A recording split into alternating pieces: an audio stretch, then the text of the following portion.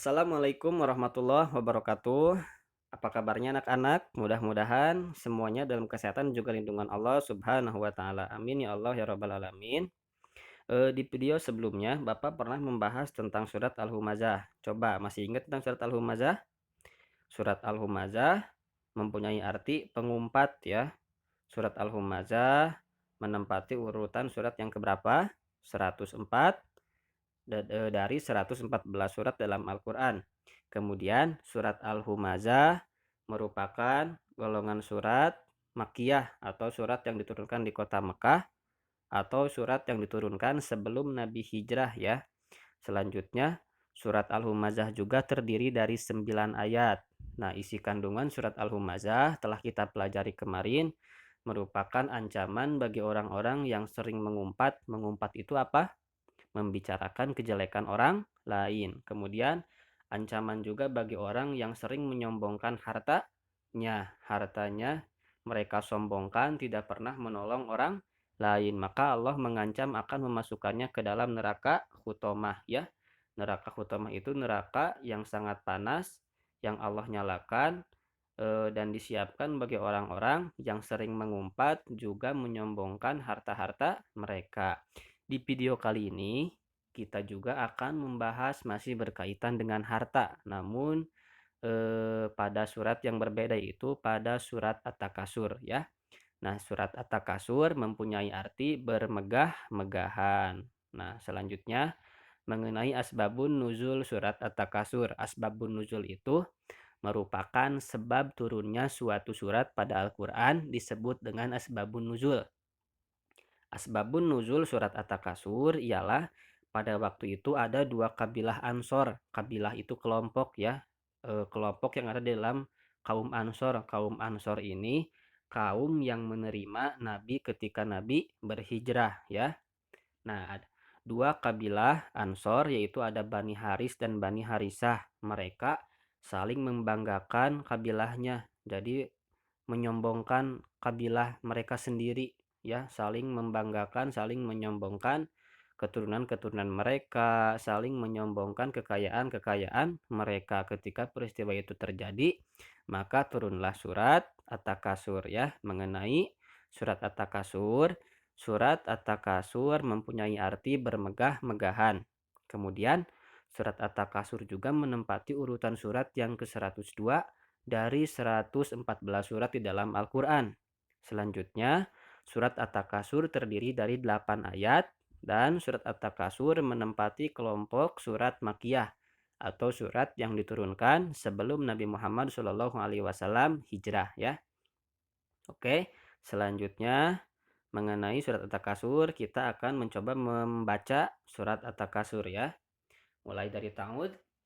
A'udzu billahi minasyaitonir rajim. Bismillahirrahmanirrahim. Alhaakumut takatsur. Bermegah-megahan telah melalaikan kamu. Hatta zurtumul maqabir. Sampai kamu masuk ke dalam kubur. Selanjutnya. Kalla saufa ta'lamun. Sekali-kali tidak, kelak kamu akan mengetahui akibat perbuatanmu itu. Summa kalla saufa ta'lamun. Kemudian sekali-kali tidak, kelak kamu akan mengetahuinya. Kalla lau ta'lamuna ilmal yakin. Sekali-kali tidak, sekiranya kamu mengetahui dengan pasti. Latarawunnal jahim. Niscaya kamu benar-benar akan melihat neraka jahim. Selanjutnya, summa latarawunnaha ainal yakin. Kemudian kamu benar-benar akan melihatnya dengan mata kepala sendiri. Summa latus'alunna yawma idzin 'anin na'im. Kemudian kamu benar-benar akan ditanya pada hari itu tentang kenikmatan yang megah di dunia itu. Nah, dari surat At-Takasur ini Allah menceritakan bahwasanya orang yang bermegah-megahan, bermegah-megahan itu sama menyombongkan harta-harta mereka ya. menyombongkan keturunan-keturunan mereka. Nah, kemudian sampai membuat mereka melalaikan atas kewajiban mereka, yaitu kewajiban manusia itu adalah untuk beribadah kepada Allah Subhanahu wa taala ya. Allah berfirman bahwasanya Allah menciptakan jin dan manusia hanyalah untuk beribadah kepada Allah Subhanahu wa taala.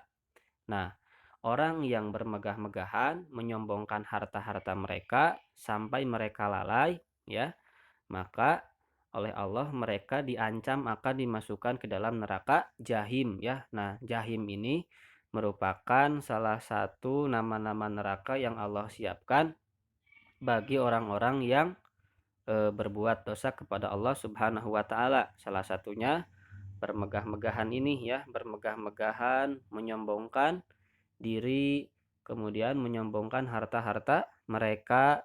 Nah, oleh Allah akan dimasukkan ke dalam neraka Jahim. Dan di ayat terakhir Allah juga menyebutkan ya, setiap manusia itu akan diminta pertanggungjawaban atas apa yang Allah berikan kepada mereka. Apa saja? Allah memberikan nikmat sehat, nanti di akhirat akan diminta pertanggungjawaban semasa kita sehat dipergunakan untuk apa? Apakah dipergunakan pada hal baik atau dipergunakan sebaliknya pada hal buruk? Allah memberikan kita nikmat umur yang panjang, misalkan ya, sama umur pun akan dimintai pertanggungjawaban. Begitu juga harta yang kita miliki, yang Allah berikan, itu juga akan diminta pertanggungjawaban. Apakah harta yang kita miliki dipakai untuk kebaikan, dipakai di jalan Allah, atau hanya sia-sia ya, atau hanya dipakai untuk kesenangan semata. Nah, semua yang Allah berikan, kenikmatan yang Allah berikan akan diminta pertanggungjawabannya di akhirat. Nah, selanjutnya mengenai isi kandungan dari surat At-Takasur, yaitu menjelaskan kebiasaan manusia yang suka bersikap bermegah-megahan terhadap hal duniawi dan hal tersebut sering melalaikan tujuan hidupnya. Jadi sebenarnya tidak salah ya, misalkan ada orang yang memang hartanya banyak, hartanya melimpah, tapi yang salah itu orang yang mempunyai harta, hartanya banyak, hartanya melimpah, tapi hartanya itu melalaikan pada tujuan hidupnya. Tujuan hidupnya itu untuk beribadah kepada Allah Subhanahu wa taala ya. Jadi meskipun orang tersebut mempunyai harta yang banyak, tapi jangan pernah sesekali melalaikan tujuan hidupnya, yaitu beribadah kepada Allah Subhanahu wa taala. Kalau orang yang Allah berikan harta yang berlimpah, kemudian dia menyombongkan hartanya, sampai dia pun melalaikan pada tujuan hidupnya, maka ancaman bagi orang tersebut akan dimasukkan ke dalam neraka Jahim, ya. Kemudian Rasulullah Shallallahu alaihi wasallam pernah bersabda, ya, mayit akan diikuti, mayit itu orang yang meninggal ya. Mayit akan diikuti tiga hal. Dua hal kembali dan satu hal akan bersamanya. Keluarga dan hartanya akan kembali, sedangkan amalnya akan tetap bersamanya. Hadis riwayat Bukhari dan Muslim. Nah, dalam hadis ini dapat kita ambil kesimpulan bahwasanya orang yang meninggal dia akan diikuti tiga hal. Yang pertama apa? Keluarga. Kemudian yang kedua harta. Yang ketiga amalnya. Nah, dua hal akan meninggalkannya, yaitu keluarga dan harta. Keluarga dan harta tidak akan ikut ke dalam kubur, sedangkan yang ikut ke dalam kubur hanya amalnya ya. Selanjutnya, setiap manusia akan diminta pertanggungjawaban atas nikmat yang Allah berikan semasa hidupnya. Nah, dari hal ini semoga kita dapat mengambil pelajaran ya. Jangan sesekali menyombongkan apa yang telah kita miliki ya. Kemudian harus kita yakini bahwasanya hanyalah amal yang kita berbuat, amal baik yang kita berbuat akan menolong kita di akhirat. Ketiga, kita pun harus bisa memanfaatkan yang apa yang Allah berikan kepada kita. Allah memberikan harta kepada kita, manfaatkan pada hal yang baik ya. pergunakan sedekah, kemudian Allah memberikan nikmat sehat kepada kita, nikmat melihat ya. Nikmat melihat itu merupakan nikmat yang sangat mahal. Cara kita bersyukur dengan menggunakannya pada hal kebaikan, membaca Al-Quran, belajar, kemudian Allah memberikan nikmat sehat kepada kita sama pergunakan pada hal kebaikan. Apapun yang Allah berikan, kenikmatan yang Allah berikan haruslah kita manfaatkan pada kebaikan karena suatu saat nanti di akhirat semua kenikmatan yang diberikan kepada kita akan diminta pertanggungjawaban di akhirat. Nah, itu dari isi kandungan pada surat At-Takasur. Selanjutnya ada tugas ya, yaitu tugasnya coba nanti kalian sebutkan nah di sini agar terhindar dari sifat bermegah-megahan kita harus bersyukur ya. Nah, coba kalian sebutkan 3 contoh perilaku mensyukuri nikmat sehat atau nikmat harta yang Allah berikan kepada kita ya.